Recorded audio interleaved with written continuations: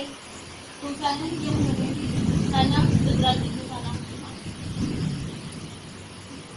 Nak, pasensya na. Kung nagabahin lang kita ng tama noon at hindi puro trabaho ang inintindi ko, hindi ka magkakaganto. Pasensya na talaga.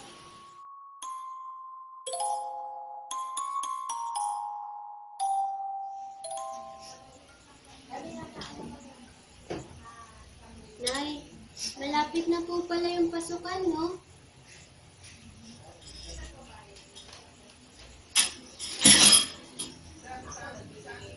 Nay, kaya niyo pa po ba ang pag-aralin? Nay, okay lang naman po kung hindi niyo ako mapapag-aral ngayong year na to. Tulungan ko na lang po kayong magtrabaho para next year makakapag-aral na po ako.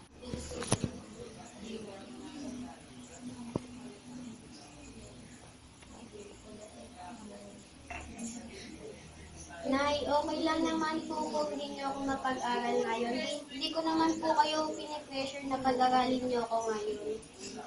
Nak, sorry, siguro kung hindi ako nabuntis ng maaga, hindi magiging ganito buhay natin. Okay lang po yun.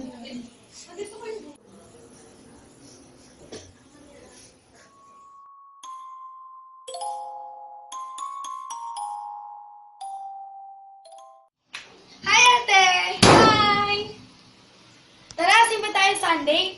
Para saan pa? Ano ka ba? Siyempre yun yung nagpapatatag sa ating magkakapatid, no?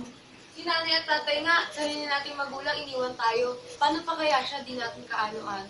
Huwag nga kayo magsumbatan. Kaya lang naman nag-upload sila mama at papa para makapag-aral tayo. Para sa inyo. Nagsakripisyo sila para mabuhay tayo. Ay nako, nakakapagod sa school, tapos pag uwi ko, ganito pa madadatnan ko. Nakabihis na nga.